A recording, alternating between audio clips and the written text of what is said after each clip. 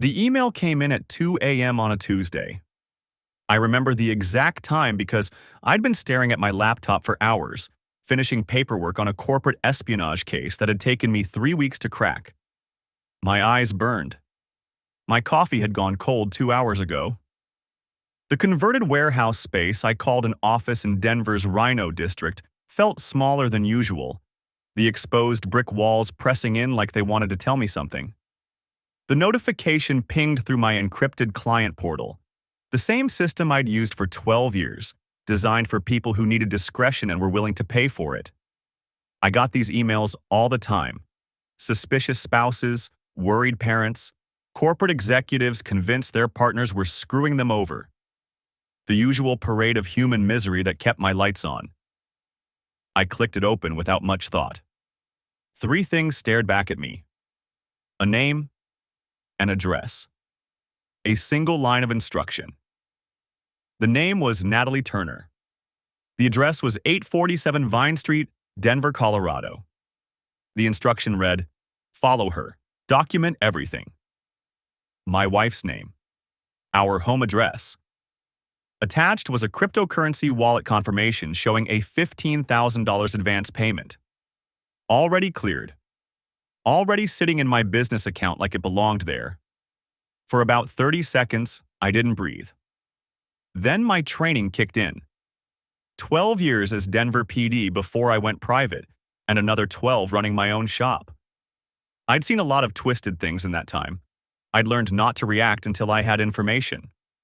My first instinct, delete it. Someone's messing with me. My second instinct, the money cleared. I ran my usual tricks. IP tracing brought back nothing but a maze of VPNs that dead-ended in 3 different countries. The metadata had been scrubbed clean. I analyzed the writing style. Formal, almost clinical, nothing like the desperate, emotional clients who usually found their way to my inbox. This was professional work. Whoever sent this knew what they were doing. I thought about my old partner from the force, William Foster. Bill had a sick sense of humor and the technical skills to pull something like this off. We'd been trading dark jokes for 2 decades. This seemed like something he might do after a few beers. Hire me to tail my own wife as some kind of elaborate prank. I texted him. "Very funny, you twisted son of a gun." The email. Seriously? 3 minutes later. What email? "I'm at my kid's soccer game in Tucson, man. What are you talking about?" Bill was a lot of things, but he wasn't a liar. Not to me. I sat back in my chair and stared at my wife's name on the screen until my vision blurred. Natalie and I had been married for 11 years. We met when she was a paralegal at a law firm that hired me to investigate an insurance fraud case. She was 29 then, sharp as a blade, with this laugh that made everyone in the room turn their heads. I asked her out the day the case closed. She said no. I asked again. She said maybe. The third time, she said yes, and 3 years later, she said yes again, standing in front of 40 people in a garden in Boulder. We'd been through things together. 2 miscarriages in our first 4 years, the kind of pain that either welds you together or tears you apart. We chose welded, or at least I thought we did. I picked up my phone and texted her. "Working late, don't wait up." She responded immediately. "Already in bed. Long day. Love you." I checked her location on the family phone tracker, something we'd both installed years ago for safety, back when her job had her driving to client sites at odd hours. Her phone showed she was home, right where she should be. Everything seemed normal, but I couldn't delete the email. I saved it instead, moved it to a folder I labeled unknown, and sat there in the dark until my laptop went to sleep. I told myself I was just going to watch the house for one morning, prove the whole thing was garbage and move on with my life. Day 2, I parked down the street at 6 a.m. 3 houses away, in a spot with a clear sight line to our front door. I watched Natalie leave for work at her usual time, 7:45, like clockwork. She's a marketing director at a medical device company, the kind of job that sounds boring until you hear the salary. She took her normal route, stopped at the same Starbucks she'd been stopping at for 4 years, and arrived at her office building at 8:22 a.m. I felt like an idiot. I went home, took a shower, and tried to forget the whole thing. Day 3, same routine. Same departure time, same coffee stop, same arrival. Nothing unusual. Day 4, she left 20 minutes early. I almost missed it. I was adjusting my thermos when her car pulled out of the driveway at 7:25. I scrambled to follow, keeping 3 cars back like I've done 1,000 times before. Except this time, my hands were sweating on the steering wheel. She didn't go to Starbucks. She took a different route entirely, heading toward Cherry Creek. I watched her pull into a parking lot outside a coffee shop I'd never heard of, a place called the Copper Kettle, one of those boutique spots with exposed brick and handwritten menus. A black Mercedes E-Class was already parked there. Natalie got out of her car and walked to the entrance. A man was waiting for her just inside the door.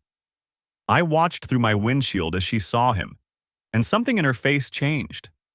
Softened. Opened. He stepped forward and embraced her. Not a friendly hug. Not a professional greeting. The kind of embrace that says, "I've been thinking about you since the last time I touched you." My stomach dropped through the floor of my car and kept going. I don't know how long I sat there. 30 seconds. A minute. Long enough for my training to wrestle control back from whatever animal part of my brain wanted to walk in there and break his jaw. I raised my camera, the telephoto lens I'd used to catch hundreds of cheating spouses over the years, and started shooting. My hands shook. That had never happened before. Through the lens, I could see them clearly. He was mid-40s, well-dressed in the kind of clothes that cost more than my monthly rent. Distinguished looking. The kind of man who probably had women smiling at him everywhere he went.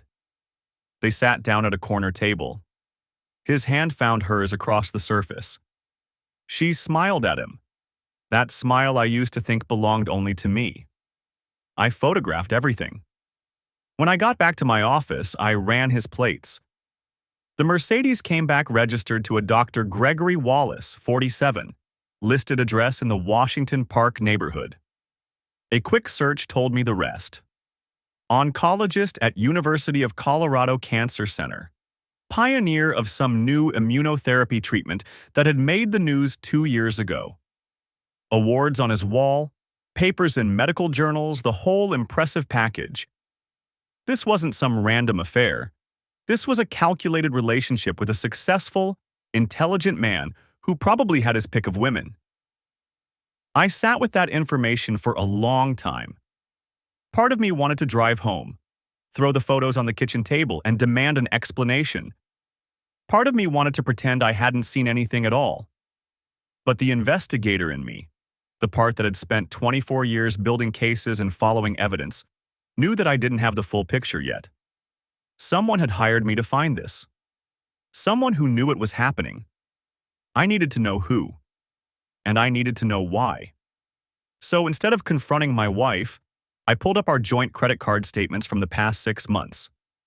I went through every charge, every transaction, looking for hotels, gifts, restaurants I didn't recognize. Nothing. Natalie had been careful. But then I found something else. A second credit card in her name, one I didn't know existed, with statements going to a P.O. box across town. I spent 2 hours tracking it down, calling in favors, and when I finally got access to the records, I felt like someone had punched a hole through my chest. The card had been active for 14 months. 14 months of charges at restaurants I'd never been to, purchases from boutiques she'd never mentioned, payments to a hair salon that wasn't the one she claimed to visit. This had been going on for over a year, and I hadn't suspected a thing. Over the next week, I built my case the way I'd built hundreds of others. Clinical, detached, professional. I put a GPS tracker on Natalie's car, technically illegal without consent, but I knew how to avoid detection. I installed monitoring software on our home Wi-Fi router. I photographed and documented every meeting, every deviation from her stated schedule. The picture that emerged was comprehensive and devastating. Natalie met Gregory Wallace every Tuesday and Thursday morning before work, always at the Copper Kettle. They met twice a week for lunch at various restaurants, always on the opposite side of town from her office. And on Wednesday evenings, when my wife claimed to be at yoga class, she was actually at Gregory's townhouse in Wash Park. I photographed her car in his driveway. I photographed them through his windows. Nothing explicit, just enough to establish the relationship. I documented the times she arrived and departed, the patterns in their meetings, the lies she told me to cover her tracks. Each piece of evidence was another nail in something I used to think was sacred. But even as I built the case against my wife, I couldn't stop thinking about the other question. Who hired me? I made a list of possibilities and started working through them systematically. Gregory Wallace himself? But why would the lover want me to find out? That made no sense. One of my former clients seeking revenge? Over 12 years, I'd destroyed plenty of marriages and careers. There were people out there who hated my guts.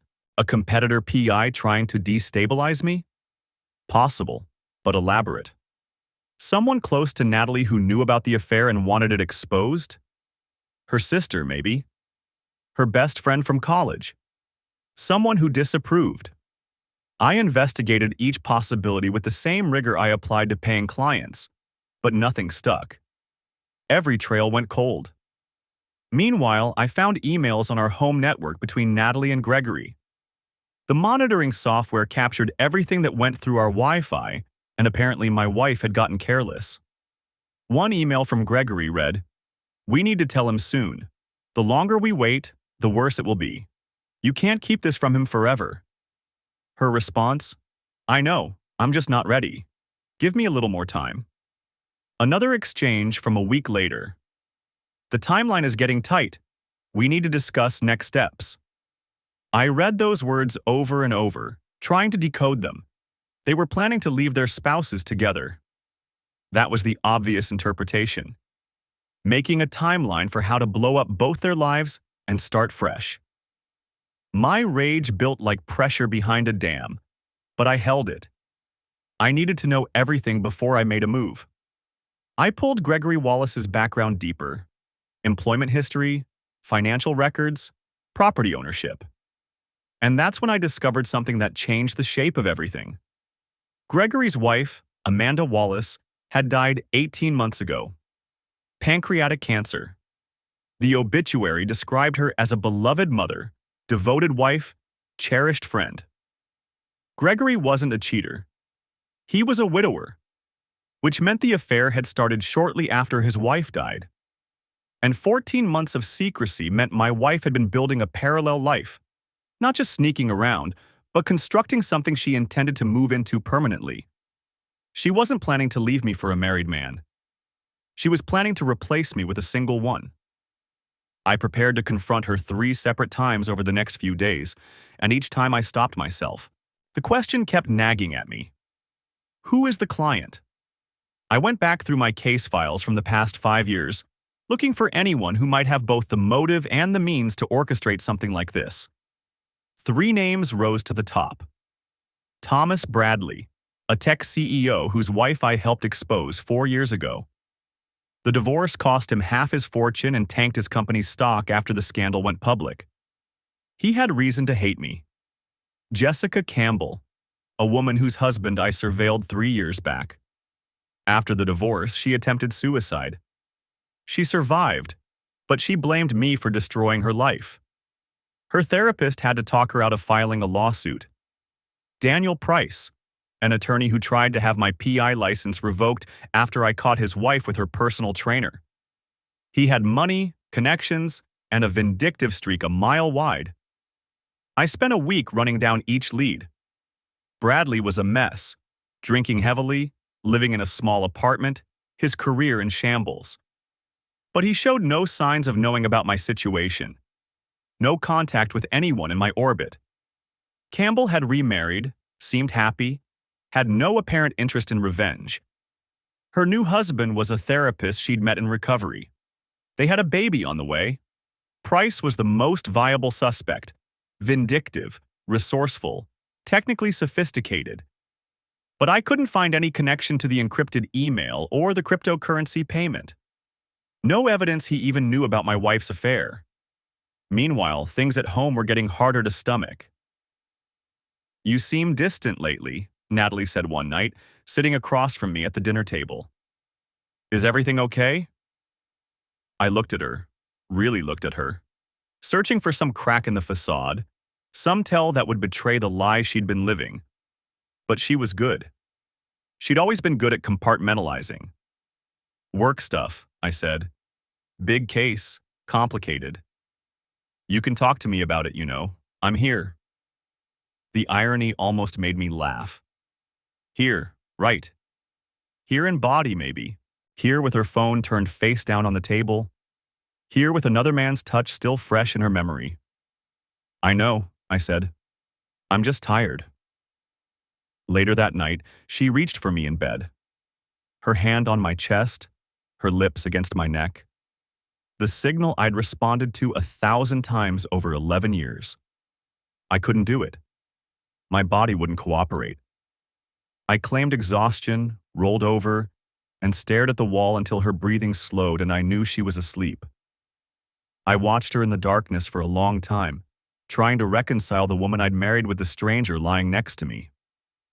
I decided to test the anonymous client. I responded to the encrypted email.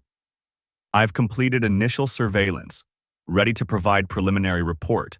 Please confirm delivery instructions." The response came within an hour. "Continue documentation. Full report required before delivery. Payment for completion will follow." The timestamp was 11:47 p.m. Natalie was asleep beside me. I watched her for any sign she'd sent something.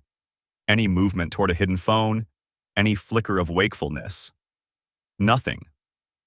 I checked her regular phone while she slept, scrolling through her apps and hidden folders. No evidence of her sending anything. Either she was using a burner phone I hadn't found, or the client really wasn't Natalie. The mystery consumed me. I barely ate. I barely slept. I tracked every lead, followed every thread, and still couldn't find the answer. And then, on day 17, everything changed again. I was staking out Gregory Wallace at the University of Colorado Cancer Center. I'd started following him too, trying to understand the full scope of his relationship with my wife, when I saw something that stopped my heart. Natalie's car pulled into the parking garage. I watched through my binoculars as she got out and walked toward the building, not toward a coffee shop, not toward a restaurant, toward the main entrance of the oncology wing. She was entering as a patient. I sat in my car for 20 minutes, trying to process what I'd seen. My mind raced through explanations. She was visiting a sick friend, she was getting routine screenings, she was dropping something off for Gregory. But the oncology wing. You don't walk into the oncology wing unless you're a patient or you're visiting one. I called Marcus first. He wasn't just my forensic accountant. He'd been a friend since we worked Vice together back in the day. "I need a favor," I said when he picked up. "Off the books?" "Ray, what's wrong? You sound like someone died." I almost laughed. "I need access to parking records at UC Cancer Center, last 12 months. Silence. Then, "That's not exactly legal." "Since when has that stopped either of us?"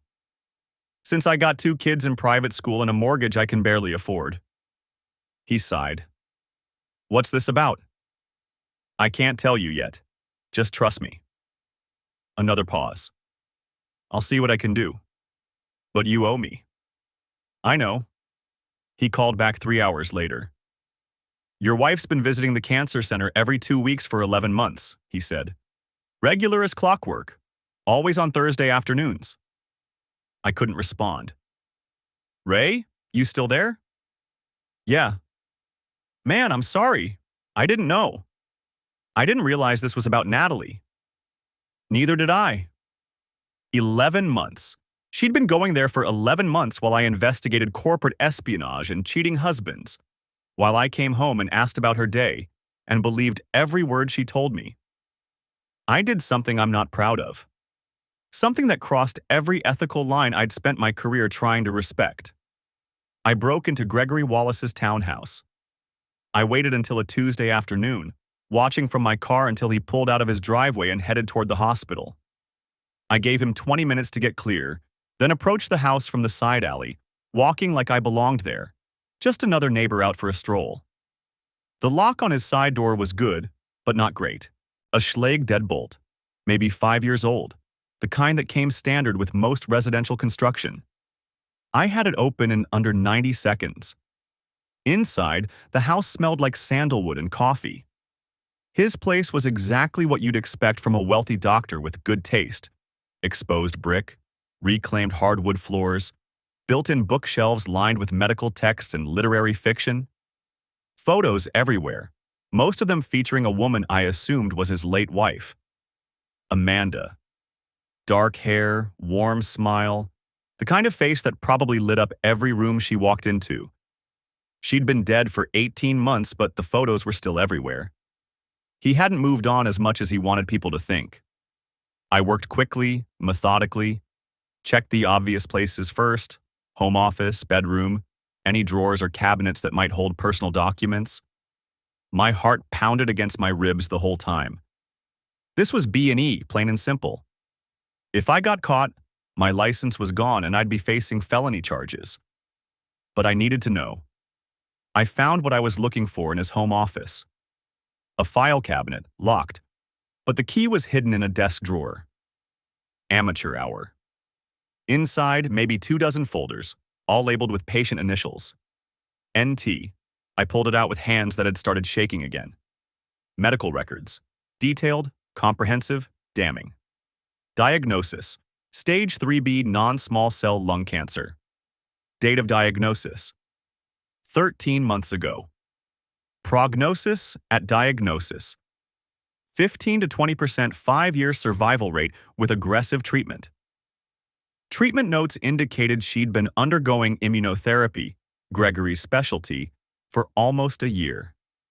There were CT scan results, blood work analyses, medication schedules. The documentation of someone fighting for her life. My wife had cancer, had been fighting cancer for over a year, and she'd never said a word to me. I sat down on Gregory Wallace's floor and tried to make sense of what I was holding. The affair wasn't about attraction or boredom or some midlife crisis. It was about mortality. Gregory had transitioned from her doctor to something more, and she'd let it happen because he understood what she was going through in a way I couldn't. But that didn't explain who sent the email. It didn't explain why someone wanted me to find out. I was about to leave when I noticed a handwritten note tucked into the back of the file. Gregory's handwriting, messy but legible. And we need to discuss the progression. New scans aren't showing what we hoped. We need to adjust the timeline. Timeline. That word again. I photographed everything and left without a trace. I went back to basics. The cryptocurrency payment was the only solid lead I had. I called in Marcus Webb, a forensic accountant I'd worked with on half a dozen cases. He owed me, and he was the best in the business at tracing money through the digital wilderness. This is going to take some time, he warned me. Whoever set this up knew what they were doing. I've got time, I said. I've got nothing but time. 3 days later, he called me back. Found it. The Bitcoin went through 11 different wallets before landing in your account, but I traced it back to a corporate account registered to a shell company in Wyoming. What company? Sunrise Holdings LLC. The registered agent is a law firm in Denver, Mitchell and Associates. I knew that firm. Estate planning, wills, trusts. High-end clients who wanted to make sure their money went where they wanted it after they were gone. Can you find any connection to my wife? Already did. Natalie Turner established an estate plan through Mitchell and Associates approximately 6 months ago, created a trust, updated her will, the whole package. The pieces clicked into place with the sound of a door slamming shut. I called Mitchell and Associates the next morning, pretending to be following up on a referral. Through careful questions, I extracted confirmation. Natalie was a client. She'd visited their office approximately 3 weeks before the anonymous email arrived. 3 weeks. Just enough time to set up the shell company, arrange the cryptocurrency payment, and hire me to investigate my own wife. Natalie was the client. She'd hired me to catch her cheating. I sat with that knowledge for 2 days, trying to understand why. She knew how I worked. She knew exactly how I would react to an anonymous tip about her infidelity. She'd been married to me for 11 years. She understood my compulsion to follow evidence, to build cases, to document everything before making a move. She'd used my own nature against me. But the question remained, why go through this elaborate charade instead of just telling me the truth? I found the answer on her encrypted cloud storage, the same one she used for work files, protected by a password I'd cracked months ago during my initial investigation. There was a video file, labeled with my name, dated 3 weeks before the email arrived. I didn't watch it. Not yet. I wanted to hear her say it to my face. I set the stage carefully. I waited until a Wednesday evening, one of her supposed yoga nights, and arranged everything in our living room. Every photograph I'd taken, spread across the coffee table, financial records, medical documents, GPS logs, email printouts. The complete dossier of her betrayal, laid out with the precision of a prosecution exhibit. I'd thought about drinking to steady my nerves, but I decided against it. I wanted to be completely clear-headed for this. I wanted to remember every word. When I heard her car pull into the driveway, my heart was racing, but my hands were steady. I'd spent 24 years learning how to control my reactions, and I wasn't going to lose that now. The front door opened. I heard her drop her bag in the entryway, heard the soft pat of her footsteps as she walked toward the living room. She was humming something, some song from the radio probably, and the normalcy of it made me want to scream. She turned the corner and saw me sitting there. Her eyes moved to the coffee table and her face went white. No tears. No screaming. No immediate denials. She just stood there for a long moment, processing what she was seeing, calculating her options. I watched her mind work. I'd seen that look 1,000 times over our marriage, when she was solving a problem at work or figuring out how to handle a difficult conversation. Finally, she walked to the chair across from me and sat down. "So," she said quietly, "you know, I know everything." My voice came out flat, controlled. The voice I used in interrogations, not conversations with my wife. "Sit." "I'm already sitting." "Don't get cute with me, not now." She flinched but didn't respond. Her eyes moved across the evidence laid before her, the photos of her and Gregory at the coffee shop, the GPS logs showing her visits to his townhouse, the medical records I'd photographed in his office. "How long did it take you?" she asked. 3 weeks, give or take." "You were always good at your job." "Don't." The word came out sharper than I intended. "Don't make small talk with me like this is normal, like we're discussing the weather. What do you want me to say?" "I want you to explain. I want you to tell me how the woman I've loved for 11 years could lie to my face every single day for over a year." I leaned forward. "And most of all, I want you to tell me why you hired me, your own husband, to catch you cheating." Her face shifted. Surprise, maybe, or something else. "You figured that out too." "The cryptocurrency trail, Mitchell and Associates, the timing of everything." I shook my head. "You used the same attorney you hired to update your will. The same attorney who helped you put your affairs in order because you thought you were dying." "I am dying, Ray." "Then explain it to me. All of it." She took a breath, let it out slowly. When she spoke, her voice was steady, but I could see the tremor in her hands resting on her knees. 13 months ago, I went to my doctor because I'd had a persistent cough for 6 weeks. I thought it was allergies or maybe a lingering cold. He ordered a chest x-ray just to be safe. She paused, staring at some point over my shoulder. There was a mass on my left lung, 3 centimeters. They did a biopsy 2 days later. And you didn't think to tell me? I was going to. I came home that night. You remember? You'd made that pasta thing you do, the one with the sun-dried tomatoes. You were so happy. You just closed some big case and you were celebrating. I remembered that night. I remembered the pasta, the wine, the way she'd smiled at me across the table. I sat across from you, she continued, and I tried to say the words. I might have cancer. But every time I opened my mouth, I thought about the miscarriages, about finding you in the garage afterward, about how you didn't sleep for weeks. That was different. Was it? You almost fell apart, Ray, both times. I held you together. So this was, what? Payback? No. Her voice cracked. This was protection, the only kind I knew how to give you. She looked down at her hands. Gregory was my oncologist at first, just my doctor. But after a few months of treatment, after all those hours sitting in his office talking about mortality and fear and everything, I couldn't say to you. Something changed. He'd lost his wife to cancer 18 months earlier. He understood what I was going through in a way no one else could. So you slept with him? Yes. The word hung in the air between us like smoke. And then you hired me to catch you. Yes? Why? Why not just tell me you wanted out? Why this whole elaborate game? She finally looked up at me, and I could see tears forming in her eyes.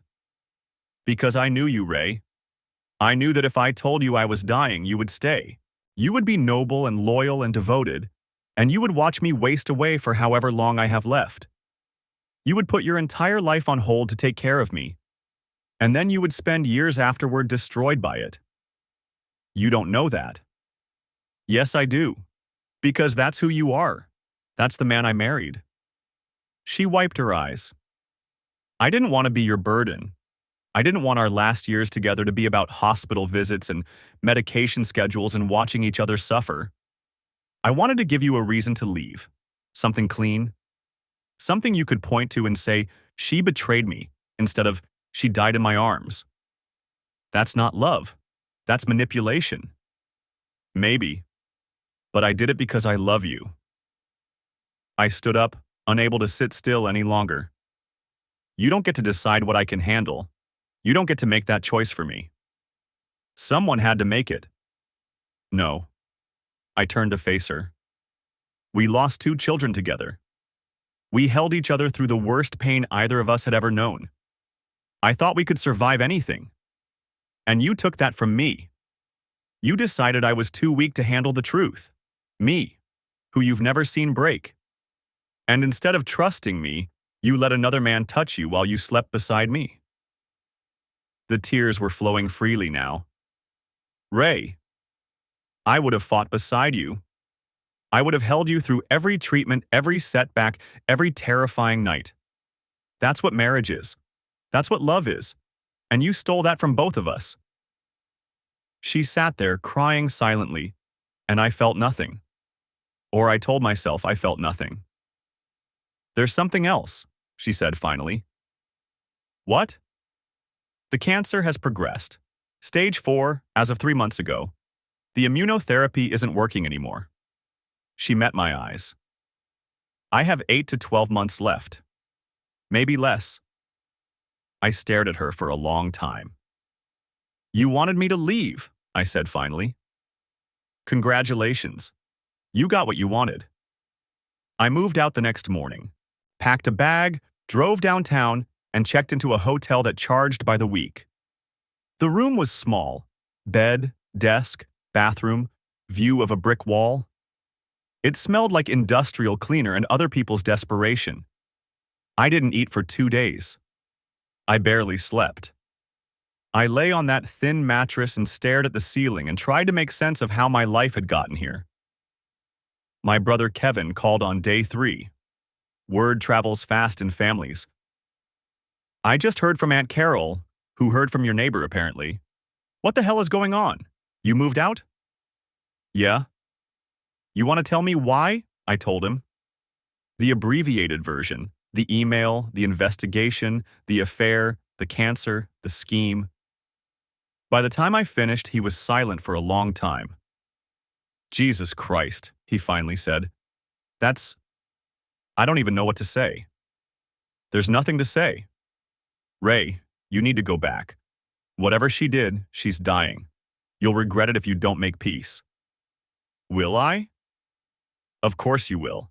This is your wife. 11 years. You're going to let it end like this? She made sure it ended like this, Kevin. That was her whole point. Because she loves you. Can't you see that? Everything she did was because she was terrified of putting you through watching her die. A dying person can still betray you. A dying person can still be selfish. She wasn't being selfish. Yes, she was. She decided what I could handle without asking me. She took away my choice. For 14 months, she slept beside me and lied to my face and let another man touch her. And she tells me it was for my benefit. I could hear my voice rising and didn't care. The cancer explains her fear. It doesn't excuse her choices. She made a mistake. She made hundreds of choices, Kevin. Every single day for over a year, she chose to lie to me instead of trust me. That's not a mistake. That's a decision. That's who she is. Kevin was quiet again. I could picture him on the other end, sitting in his nice house in the suburbs with his healthy wife and his 2 kids and his normal problems. He didn't understand. He couldn't.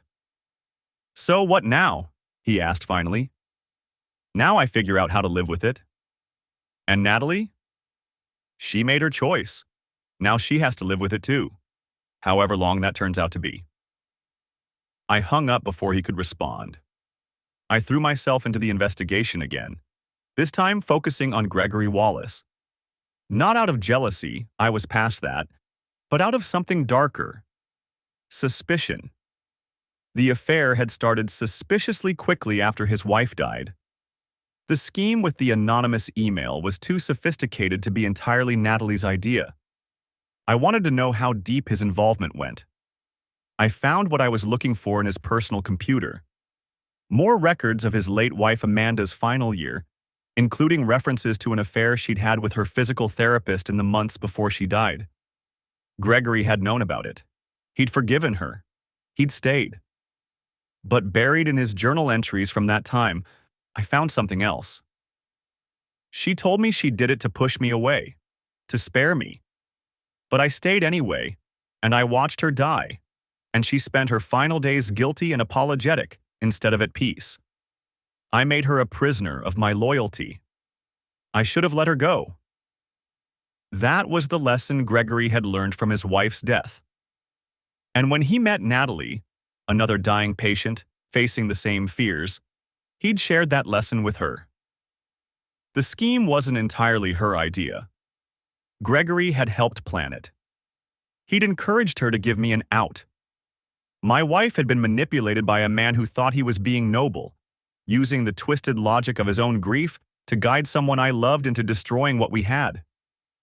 I decided they would both face consequences.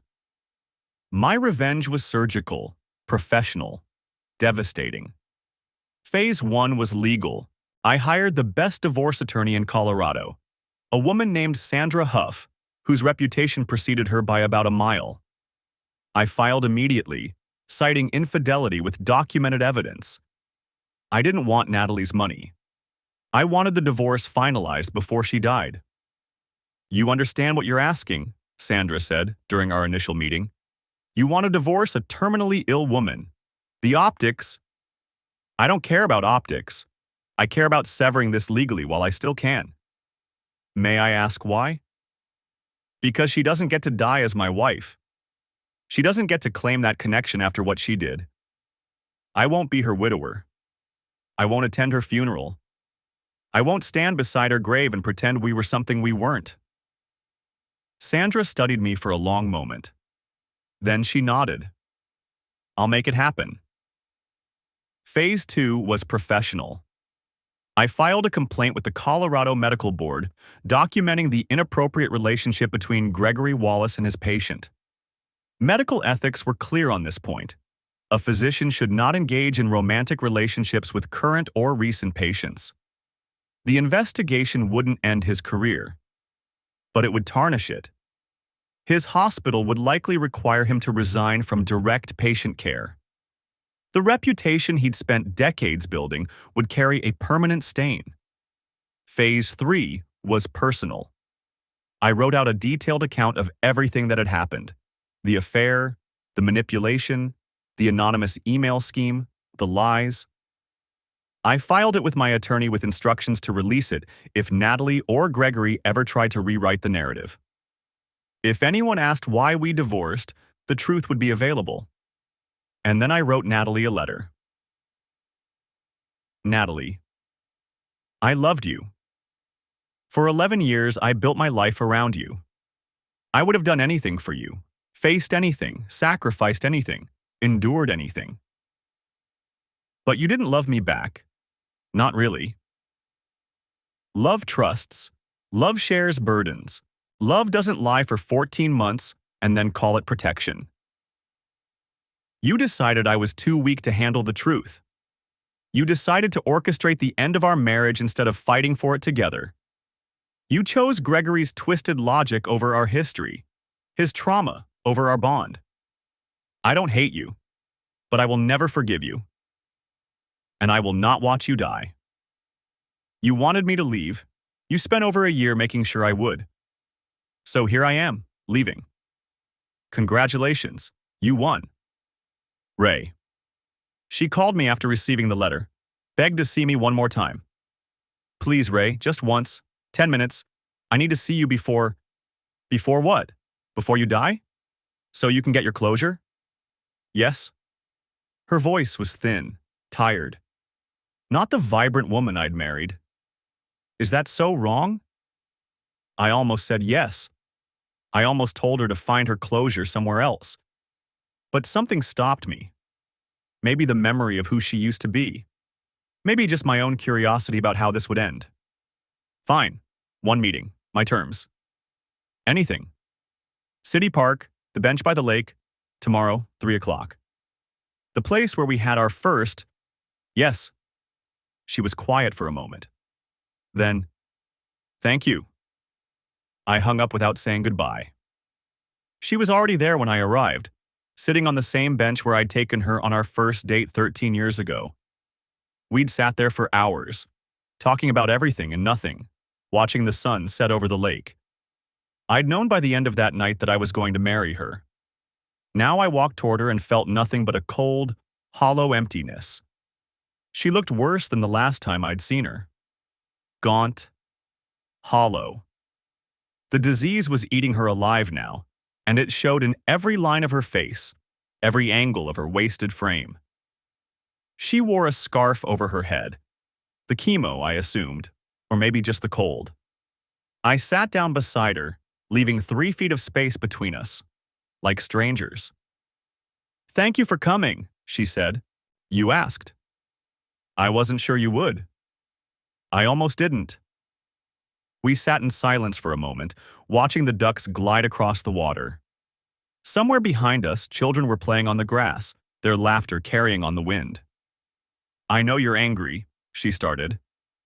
I'm not angry. I'm finished. She turned to look at me, and I could see the tears already forming in her eyes. Ray, please. I know I made mistakes, terrible mistakes. But I need you to understand that I never stopped loving you. Not once. Not even when I was with Gregory. You expect me to find comfort in that? I don't expect anything. I just need you to know. Fine, I know. What else? She reached out toward me, her hand trembling. I'm dying, Ray. I have months left. Maybe weeks. The doctors say it could go fast now. And I can't do it without knowing that someday. Maybe not now, maybe not for years. But someday you might forgive me. I looked at her hand. Thin, almost skeletal, with the dark bruises of IV lines visible beneath the papery skin. You want me to lie to you? Tell you it's okay? That I understand? That I forgive you? I want you to mean it. Then I can't help you. The tears spilled over, running down her cheeks. What we had, those 11 years, didn't they mean anything? They meant everything. That's the problem. I finally looked at her, met her eyes. I loved you more than I've ever loved anyone. I would have done anything for you. And you didn't trust me enough to let me help you through this. I was trying to protect. Stop saying that. You were trying to control the narrative. You wanted to decide how our story ended instead of letting it play out honestly. I shook my head. You have Gregory. You have your doctors. You have your sister. You made very sure you wouldn't have me. I made a mistake.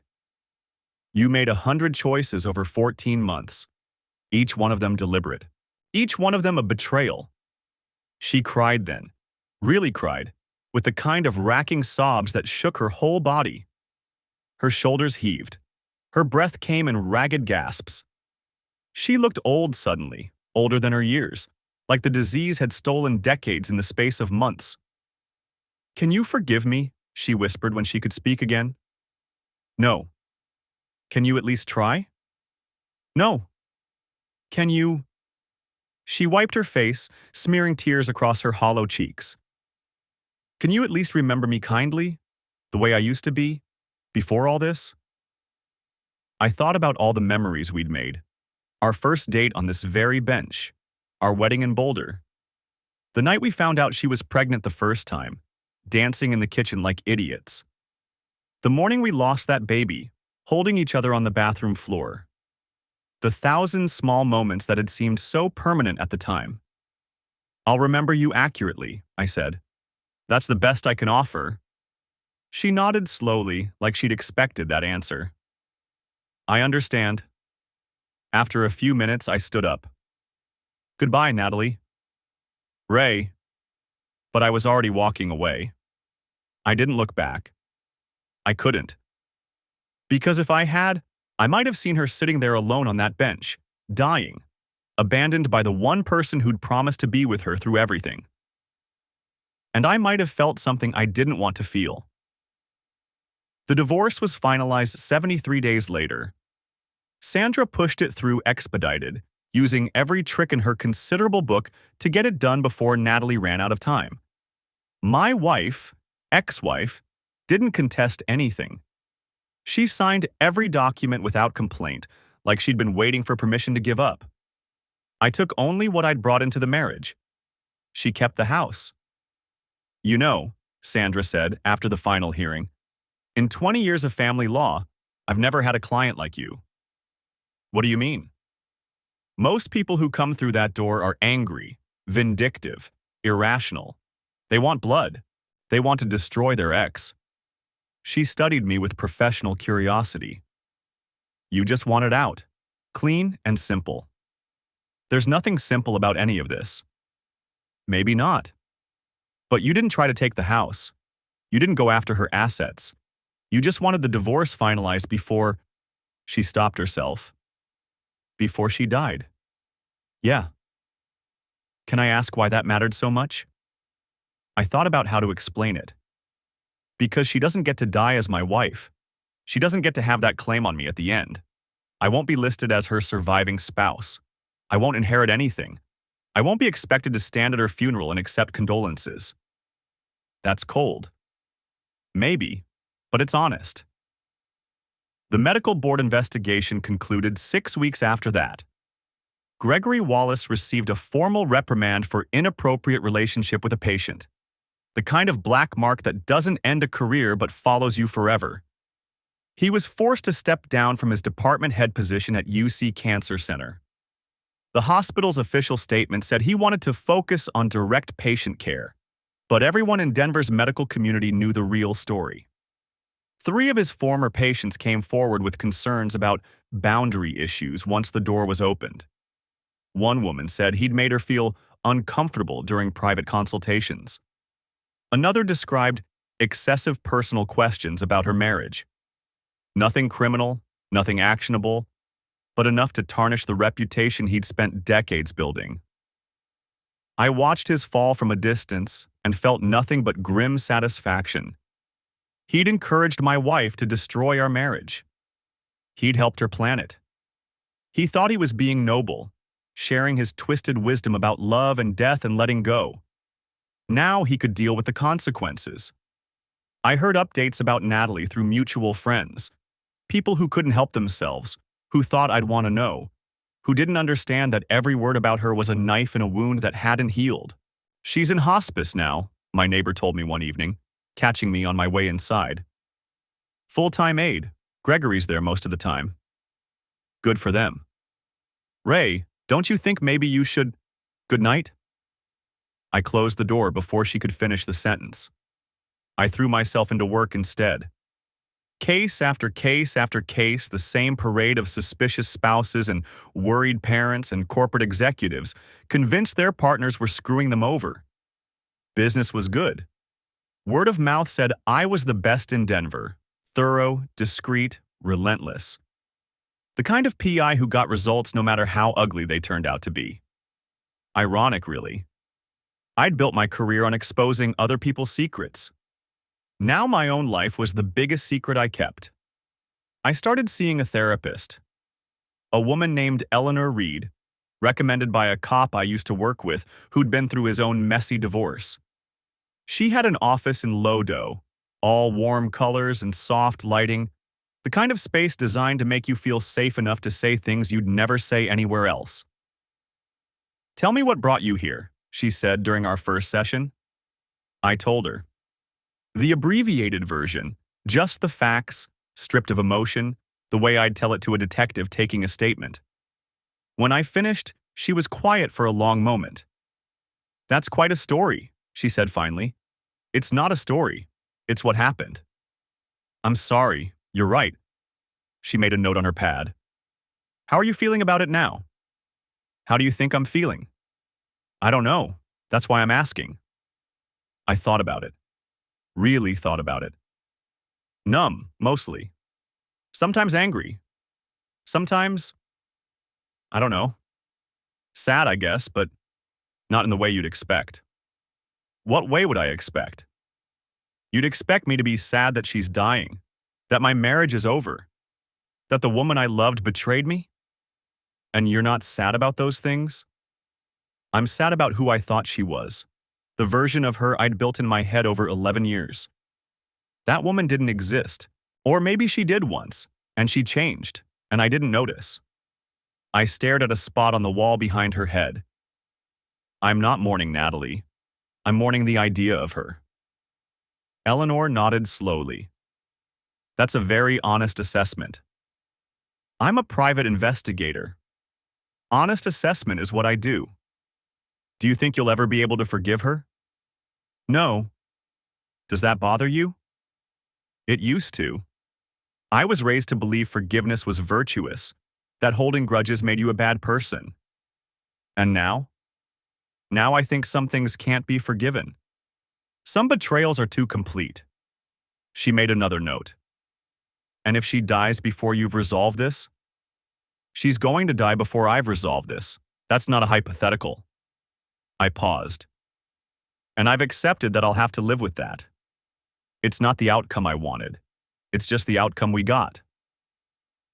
I still couldn't shake the question of Gregory Wallace's role in all of this. The affair was one thing. Two lonely people finding comfort in each other during the worst time of their lives. I could almost understand that, even if I couldn't forgive it. But the scheme, the anonymous email, the elaborate mechanism to destroy my marriage, that took planning. That took forethought. That took someone suggesting to my dying wife that the best thing she could do was make me hate her. I dug deeper into Gregory's past, not just his professional life, but his personal history. And that's when I found the piece I'd been missing. Amanda Wallace's final year. There were blog posts, buried deep in search results, where she'd written about her journey with pancreatic cancer. The early hope, the experimental treatments, the slow realization that nothing was working. And in one entry, dated about 6 months before she died, a cryptic reference to mistakes I've made that I can't take back. I followed that thread and found what she'd been talking about. Amanda had an affair too, with her physical therapist, a guy named Ryan, who helped her with the mobility issues caused by her treatments. Gregory had found out 4 months before she died. He'd stayed. He'd forgiven her. He'd sat beside her bed and held her hand and watched her fade away. But buried in his journal entries from that time, files I accessed through the same home network hack that had given me Natalie's medical records, I found the truth about how that had really played out. She told me she did it to push me away, he'd written, to spare me the pain of watching her die. But I stayed anyway, and I watched her die, and she spent her final days guilty and apologetic instead of at peace. I made her a prisoner of my loyalty. I should have let her go. That was the lesson Gregory had learned from his wife's death. The twisted wisdom he'd gained from holding on when she'd wanted him to leave. And when he met Natalie, another dying patient facing the same fears, married to another man who would inevitably choose loyalty over reason, he'd shared that lesson with her. You should give him an out, I imagined him saying. Something he can't forgive, something that will set him free. The scheme wasn't entirely her idea.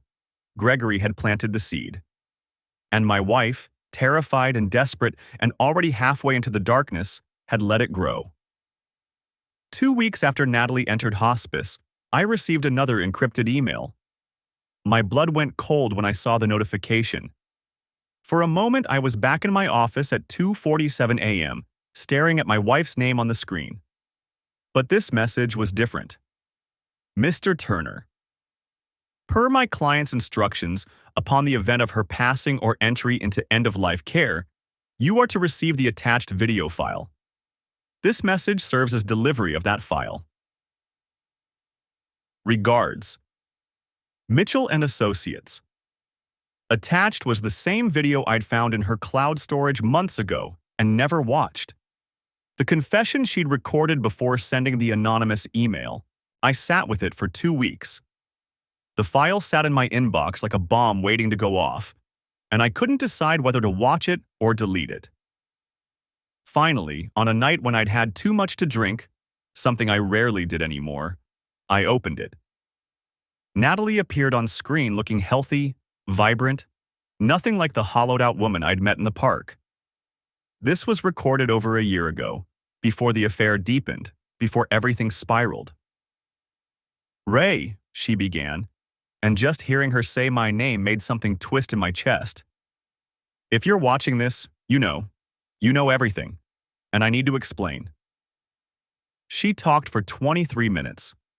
She talked about the diagnosis, the terror, the isolation. She talked about sitting in Gregory's office listening to survival statistics and feeling her entire future collapse into a narrow tunnel of fear. I couldn't tell you, she said. I watched what losing the babies did to you. I held you through those nights when you couldn't stop crying, when you blamed yourself for something that was nobody's fault. And I knew that watching me die would destroy you in ways you might never recover from. She talked about the affair, how it started, why it continued, what it meant to her. It wasn't love, she said. Not the way I love you. It was understanding. It was someone who knew exactly what I was going through because he'd lived it. And yes, it was wrong. I know it was wrong. But I was dying, Ray, and I was so scared and I needed something you couldn't give me. She talked about the scheme, the anonymous email, the cryptocurrency payment, the elaborate mechanism she'd constructed to ensure I would find out. I needed you to have a reason to hate me. Something clean. Something you could point to and say, she betrayed me, and I'm done. I couldn't let you watch me disappear. I couldn't make you go through that. She wiped tears from her eyes. I know you'll never forgive me. I'm not asking for that. I'm asking you to understand that I did this because I love you, even if you can't see it that way. Everything I did, all of it, was because I love you too much to let you suffer through what's coming. She paused, seemed to gather herself. Goodbye, Ray. I hope you find someone someday who deserves you. Someone braver than me. The video ended. I watched it twice. I understood her reasoning, intellectually. I could follow the logic, trace the fear, see how she'd convinced herself this was the right thing to do. But understanding is not forgiveness. You loved me your way, I said to the dark screen. But you didn't love me enough to let me choose. I deleted the video. I poured out my drink, opened a new case file, another anonymous client, another spouse to follow, another person who wanted the truth even if it destroyed them. The work continues. It always does. 3 weeks later, I got word that Natalie had died. Gregory was with her at the end. Her sister, a few close friends. I wasn't among them. I worked that day. I worked the next day. I worked every day because that's what I do. That's who I am. And if sometimes, late at night, I think about what might have been. If she'd trusted me, if she'd told me the truth, if we'd faced it together, I push those thoughts aside. They don't help anyone. She made her choice. I made mine. The file marked unknown is still in my system. I never deleted it. Sometimes I open it and stare at that first email.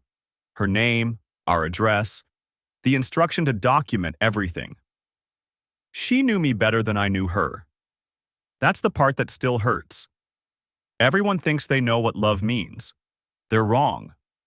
Love isn't sacrifice. Love isn't protection. Love is truth. Even when it's hard. Especially when it's hard. She never learned that. And now, she never will.